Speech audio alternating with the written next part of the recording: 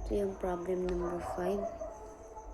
Maglalagay tayo ng na-display ko na yung mga PC. Nalagyan ko na rin sila ng mga IP address. Tapos yung mga router to switch, i-connect lang natin yan.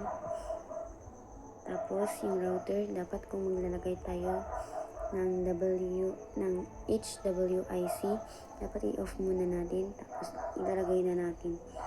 Tapos i-on na natin. Tapos pupunta tayo sa config. Device still booting, please wait until. Tapos kabila naman, bago tayo, ulitin lang natin yung ginawa natin. Pero una kong ginawa dito, nilagay ko muna yung fast ethernet 0/0. Nagkamali ako dito, kaya nilagay ko dyan ng 100.168.100.1.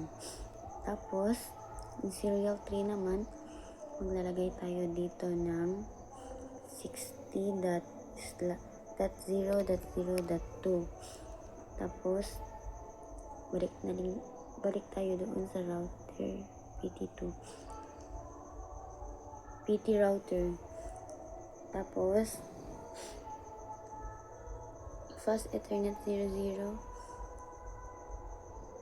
Wait lang guys, dapat magiging 172 yan kasi kamali ako kanina. Tapos yung serial 2 niya din is 50.0.0.2. tapos i-on lang natin. Tapos yung clock rate nito is 64. Tapos yung serial niya naman 60.0.0.1. tapos balik na tayo dun. Tapos yung isa naman, pupunta tayo sa config. Fast ethernet 00, wala tayong nailagay, kaya maglalagay tayo doon ng 192.168.100.1. Tapos punta tayo sa serial 3/0, i-on lang natin. Tapos ang clock rate ay 64 lang din. Tapos lagay lang natin yung IP address, which is 50.0.0.1. tapos lagyan na natin. Tapos serial 3/0, tapos serial 0. Tapos sa kabila naman, i-connect natin ng serial yan hanggang sa matapos tayo. Tapos ang gagawin na lang natin ay CLI yan. Tapos unahin natin ay mag-enter muna. Dapat sure natin yung mga spelling natin kasi mahirap na pag tayo nagkamali. Tapos exit. Tapos router OSP F1, enter. Tapos network 50.0.0.0, embrace natin. Tapos ilalagay din tayo yun ng kabaliktaran is 0.255.255.255 area 0. Tapos mag-enter lang tayo dito. Bilangin natin guys kung tama ba yun. Mag-enter na tayo. Tapos network, yung isa kanina is yung IP address natin 192.168.100.0 kasi nagamit na natin yung 1. Tapos 0.0.0.255 area 0.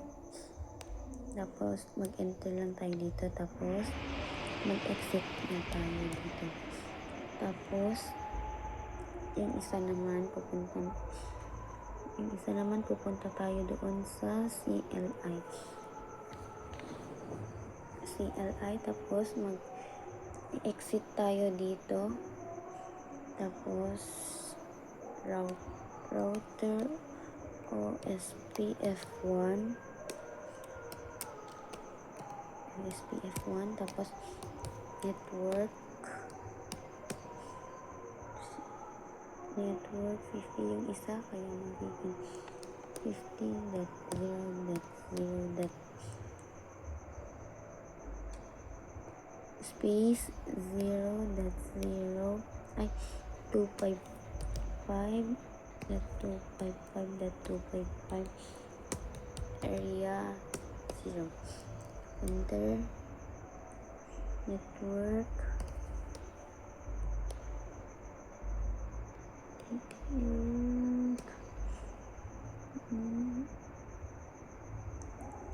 loading din, tapos enter, tapos ulitan lang natin kasi may napindot. Network 60.0.0.0.255.255 area 0. Tapos enter, tapos network ano yung network? Yung network 2 172.168.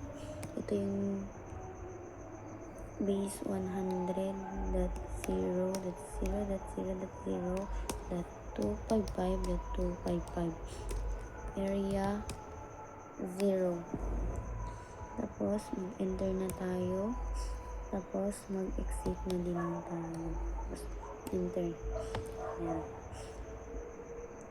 Tapos punta tayo dito sa CLI, mag-enter lang, tapos exit. Dapat i-sure natin tama yung mga spelling natin para hindi tayo magkamali. Exit, router OSPF1, enter. Tapos network 60.0.0.0, tapos space 0.255.255 area 0. Mag-enter lang tayo, tapos copy na lang din natin, tapos backspace natin kasi yung IP address ng admin. Ulit na lang guys, backspace na lang tayo, tapos network type na lang natin para hindi tayo magkamali, para hindi na tayo magulit guys. Basahin lang natin yung sinasabi, kaya network 100.168.100.0, tapos 0.255.255.255 area 0. Enter, tapos mag-exit lang tayo dito, tapos enter. And guys, the moment of truth na tayo guys. Maglalagay din tayo dito ng yan, field pa lang yan guys, field. Tapos yan, magiging success na yan. Ulitan lang natin, ganyan. Tapos punta natin dito sa network 1, tapos papunta dito sa network 2 fields, tapos ulitan lang natin hanggang sa mag-success. Yan, success na siya. Try din natin sa network 2, tapos network 3 failed. Mag-fail muna yan guys, tapos iti-try lang natin ulit, tapos magiging success na yan. So yun lang guys, kung paano natin mag-connect gamit ang OSPF. Yun lang po. Bye!